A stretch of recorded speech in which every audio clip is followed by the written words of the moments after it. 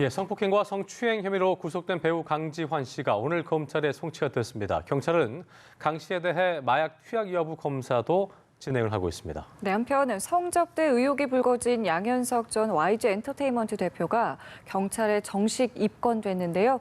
오늘 관련 내용을 김성훈 변호사와 함께 짚어보겠습니다. 어서 오십시오. 안녕하세요. 예, 조금 전 저희 강창구 기자의 리포트로 확인을 하셨습니다만 경찰이 중강간과 강제 추행 혐의를 받고 있는 배우 강지환 씨를 기소 의견으로 검찰에 송치를 했습니다. 일단 강 씨가 혐의를 모두 인정을 했고 피해자들로부터 강 씨의 DNA가 또 나왔다고 하죠? 예. 네.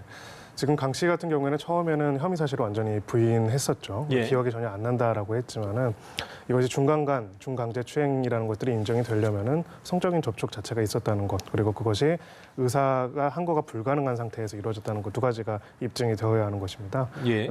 강지환 씨 같은 경우에는 지금 주장을 하면서 이거 지금 합의에 의한 관계다 이런 주장을 따로 하지는 않았고요. 전혀 기억이 안 난다고 했었고. 이 사건 같은 경우에는 이제 피해자가 2명이지 않습니까? 그 피해자 2명이 있고 그리고 또 피해자들이 목격자로서 증언을 할 수 있는 부분이 있었기 때문에 그래도 객관적인 증거들이 좀 조기에 확보가 될 수 있지 않았을까라고 생각을 합니다. 예. 네. 자, 그리고 또 하나 보도가 된 내용이요. 사실 이 내용도 좀 놀랍습니다.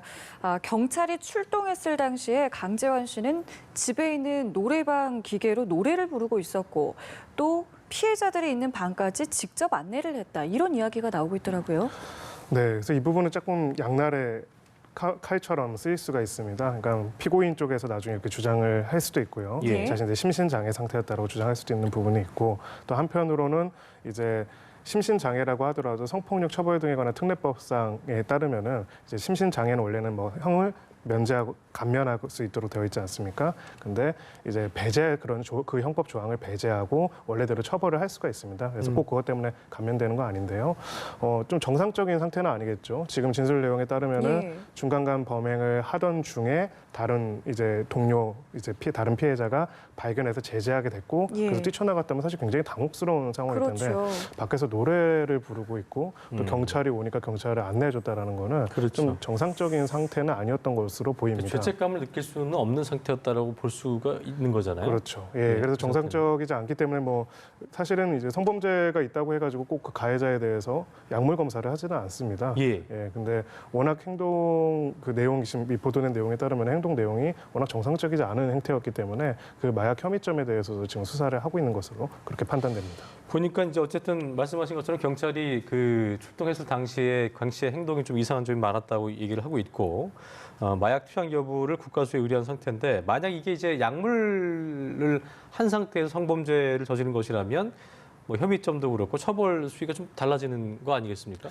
네, 저희가 약물 성범죄라고 하면은 특히 두 가지 방향이 있습니다. 하나는 본인이 이제 약물을 복용하고 나서 성범죄를 점한 경고가 있고요. 예. 그리고 그게 아니라 피해자들을 성폭행하기 위해 가지고 계획적으로 약물을 이용한 경우가 있을 수가 있습니다.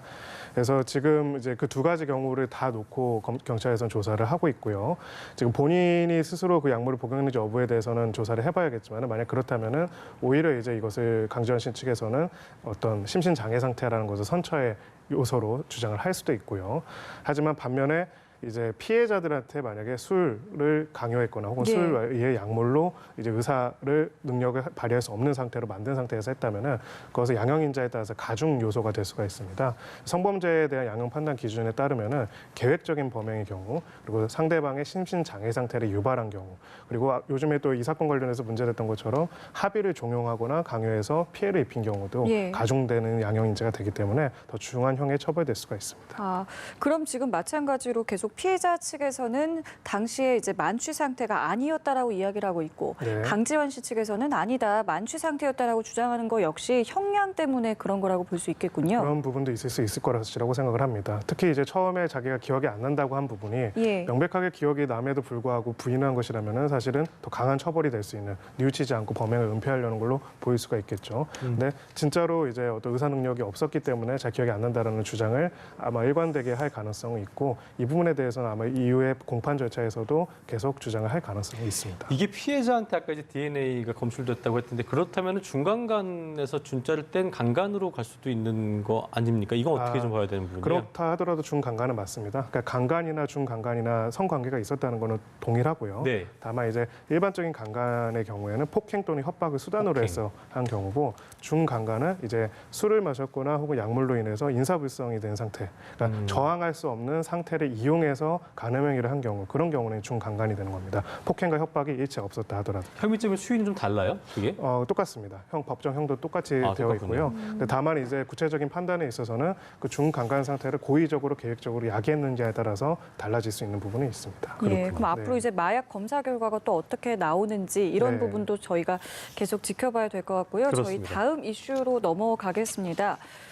양현석 전 YG 엔터테인먼트 대표가 경찰에 정식 입건됐습니다. 성매매 알선 혐의로 입건이 돼서 이제 본격 수사가 시작이 되는 건데 이렇게 되면은 좀 혐의점을 찾았다, 뭐 어떤 물증이 확보가 됐다 이렇게 좀 봐야 되는 겁니까?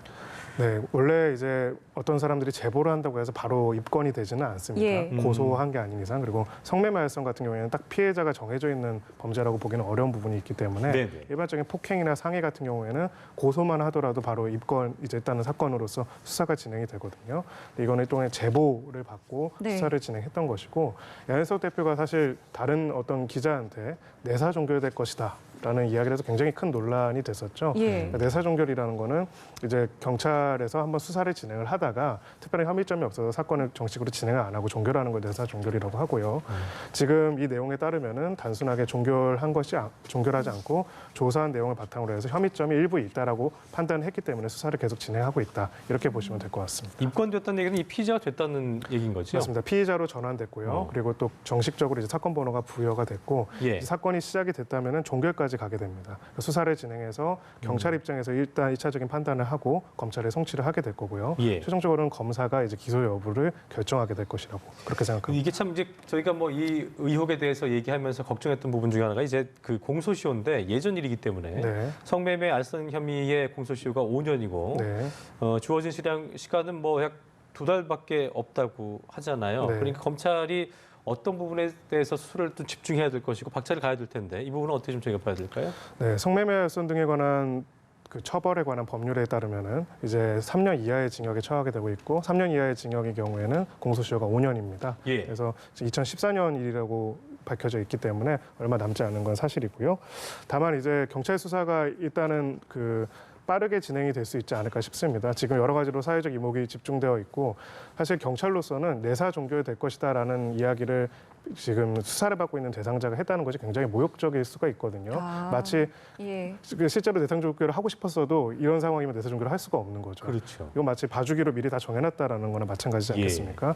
그래서 수사에는 사실 얼마나 걸리는지는 경찰과 검찰의 수사 의지에 따라서 다릅니다. 예, 다 일주일밖에 공소시효가 안 남은 거더라도 이제 최선을 다해서 수사를 하면은 기소가 가능할 수도 있고요. 그래서 적어도 공소시효가 걸리지 않도록 빠르게 수사를 진행할 가능성은 높다라고 생각을 합니다. 예, 속도가 필요하고 의지 역시 필요한 사안인데 일단은 양 전 대표 같은 경우에는 여전히 성매매를 하지 않았다 이런 입장을 보이고 있고, 이 와중에 이제 일부 여성 또 정마담이라고 불리는 인물의 진술이 좀 나오고 있는데 이 진술들에 대한 어떤 신빙성을 좀 다투게 되는 겁니까? 어떻게 좀 봐야 될까요? 네, 아무래도 성매매 알선행위라는 것은 이제 성매매 매수자와 그리고 매도자, 그리고 그거를 중간에서 연결해주는 알선행위, 이 세 가지가 있어야 하는 것인데, 지금 구체적으로 성매매가 있었다는 것 자체에 대해서는 어느 정도는 내용이 밝혀진 것으로 보입니다. 가장 중요한 부분은 이제 양 전 대표가 거기에 대해서 어느 정도의 관여도가 있는지가 밝혀져야 할 텐데요.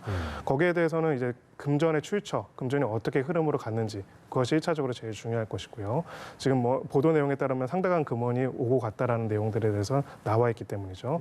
두 번째로는 그 금전이 무슨 목록으로 지워진 것인지에 대해서 나와야 할 것이고, 여기에서 이제 동원된 여성분들이, 그리고 여기 핵심 인물로 지목된 정마담 씨라는 분이 어떤 역할을 하는 사람인지가 객관적으로 드러난다면은 그 진술과 함께 부합해가지고 기소가 가능할 수도 있다, 이렇게 생각을 합니다. 어쨌든 금전의 출처 같은 것들이 이제 양현석 대표 쪽으로부터 나간 것들 또 그 네. 마담들하고의 어떤 관계에 대해서 네. 확실한 진술이 나와야겠군요. 그렇지 네. 않다면 또 처벌하기는 좀 쉽지 않은 상황. 네, 근데 지금 정마담이라는 분의 진술이 사실 보도 내용으로 인터뷰 내용의 진술이랑 건 좀 다르거든요. 네. 수사기관에서 뭐라고 진술했는지가 중요하고 이후에 이제 기소가 되더라도 기소가 된다면 이 진술이 굉장히 중요한 증거가 될 것이기 때문에 양 전 대표 쪽 변호인으로부터 상당한 이제 그 반대 신문을 받을 가능성이 높습니다. 그렇겠네요. 예. 네. 알겠습니다.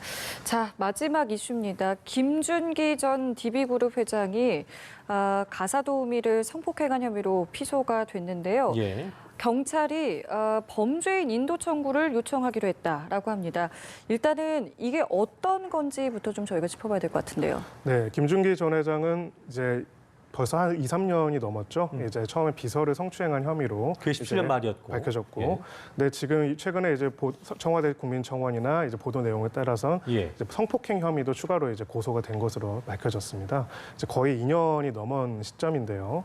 근데 현재까지 이제 미국에 체류하면서 이제 조사에 응하지 않고 있는 상태고 지금 법률적으로는 조사가 중단된 상태로서 기소 중지 처분이 내려진 상태입니다. 그래서 지금 왜 이게 이렇게까지 수사가 진행이 안 되는지 예. 미국에서 돌아오지 못하는지에 대한 의문이 제기가 됐고 예. 이제 사실 언론 보도 이렇게 나오고 나서 범죄 인도 청구를 하겠다 뭐 이런 얘기가 나오게 됐습니다. 거의 이제 1년하고 한 6개월 네. 이상 지났잖아요. 네. 예. 왜 그런지에 대한 질문을 한다면은 저도 이제 납득은 안 가고요. 크게 두 가지 말씀을 드리고 싶습니다. 저희 법원 중에서 그런 게 있어요. 지연된 정의는 정의가 아니다. 그러니까 성폭행 피해를 받은 사람이 두 사람이나 있고 그 사람들이 고소까지 제기를 했는데도 불구하고 지금 1년 6개월이 넘도록 아무런 조치를 안 취하고 있지 않았습니까? 물론 이제 뭐 인터폴에 적색 수배도 그렇게 했다라고 하지만은 범죄인 인도 청구는 인도 청구를 한 때로부터 실제로 올 때까지 상당한 시간이 걸릴 수도 있습니다. 그게 그 강제성은 없는 거기 때문에. 범죄 인도 의무라든가? 청구를 한다면은 원칙적으로는 저희가 인도 청구를 한다고 해서 당연히 오는 건 아니고요. 예. 다만 이제 그 절차들이 밟게 돼서 송환이 가능해지는 것인데 문제는 지금 검찰에서 지금까지는 이번에 보도된 내용 전까지는 범죄 인도 청구도 안 했다는 예, 거죠. 맞습니다. 그렇죠. 한마디로 이 사건을 그렇게 크게 중요하지 않은 사건으로 본 겁니다. 근데 만약에 가해자가 소위 말하는 회장이 아니고 피해자가 회장 쪽이었다면은 과연 이렇게 진행이 됐을까라는 상당한 의문을 가질 수밖에 없습니다. 보니까 피해자 어제 인터뷰한 걸 제가 지금 라디오 인터뷰를 들어봤는데 네. 별거 아닌 사건이 아니던데요, 보니까요. 맞습니다. 그러니까 이것을 별거 아닌 사건이 마치 방치해 놓는 것처럼 아무런 조치를 안 했던 거고요. 물론 이제 뭐 돌아오겠다라는 의사를 타진해 받아서 그랬을 수도 있지만은 이건 명백하게 피해자가 있는 범죄 아닙니까? 그러니까 예. 피해자로서는 굉장히 큰 피해를 당했고요. 좀 더 적극적으로 움직였어야지 이것을 피해자 측에서 언론에 이야기를 하고 공론화가 되니까 이제야 범죄 인도 청구를 한다는 거는 너무 늦지 않았나. 그러니까 늑장 그렇게 대응과 생각합니다. 구실 수사에 대한 부분도 분명히 좀 있다고 보시는 거죠. 단정할 있을 수 수는 있다. 없지만은 극장 가능성도 대응은 있다. 맞다고 생각합니다. 네. 이 지금 김 전 회장 같은 경우 이제 치료를 이유로 미국으로 출국을 했습니다. 그렇습니다. 경찰은 여권을 무효화를 했는데 네. 김 전 회장은 계속 비자를 연장을 하고 있다고 하더라고요. 네. 이게 그렇죠. 참 궁금한데 이게 예. 어떻게 가능한 거죠? 네, 여권을 무효화하는 것과 체류 자격을 상실하는 것과는 원칙적으로는 관련은 없습니다. 관련이 없습니까? 근데 이제 여권을 무효화한다면은 이제 이 사람이 다른 나라로 출국을 하거나 이동을 할 때 사실상 그게 불가능해지는 거죠. 그렇죠. 그러니까 체류 자격을 허가하는 우리 보통 비자라고 하죠. 예. 비자를 발급할 때 유효한 여권이 있는지 그리고 예. 비자 발급 거부 사유가 없는지 두 가지를 바라보게 되지 않습니까? 그렇죠. 근데 이제 미국으로 입국을 할 때 여권이 이미 무효화된 상태였다면 당연히 네. 비자가 발급 안 됐겠죠. 안 됐겠는데. 근데 이미 들어온 상태에서는 예. 미국 정부가 체류 허가를 한 상태였기 때문에 예. 이것을 연장할 때 딱히 이제 여권이 있는지 여부를 판단하지는 않습니다. 아, 그 비자 연장은 여권의 무효와 상관이 없는 거예요? 원칙적으로는 체류 자격 자체랑은 직접 관련은 없고요. 대표적으로 이제 이게 이슈가 됐던 게 과거에 이제 정유라 씨가 덴마크에 있을 때 송환할 때 여권 예. 무효화 조치를 한 적이 있습니다. 당시 덴마크 검찰로서도 여권 무효화 조치를 우리도 알고 있지만은 그것이 체류 자격 자체랑은 직접 관련은 없다라는 그런 주장을 했던 사실이 있습니다. 예. 김 전 회장 어떻게든 뭐 이제 언론이 좀 시끄러워지다 보니까 주치의 허락을 받는 대로 귀국해서 성실하게 조사받겠다고 이게 피동적 입장을 밝혔는데 이거 네. 어떻게 보셨어요? 허락을 꼭 받아야지 오나요 이게? 예. 뭐 이제 명목이 치료차 있다라는 것이니까 그런 이야기인데요. 지금 이미 상당 기간이 경과가 됐고 뭐 이제 위독하신 상태였다면 사실 돌아가셨겠죠 그 사이에. 그렇죠. 그런 상황은 아니기 때문에 빠르게 이제 정말 이제 본인 말처럼 혐의 사실이 없다면 와가지고 혐의 사실이 있는지 여부를 조사를 받아가지고 밝히는 것이 정당한 것이 맞고요. 근데 지금 여러 가지로 오히려 피해자 측을 비난하거나 이제 그런 내용들로 계속 주장하는 부분이 있기 때문에 이 부분은 일단 강제 송환 절차가 이루어지기 전에 먼저 돌아와서 정식적으로 수사를 받는 게 맞다 그렇게 생각을 합니다. 예, 알겠습니다. 자, 저희 오늘 세 가지 이슈 김성훈 변호사와 함께했습니다. 고맙습니다. 고맙습니다. 고맙습니다.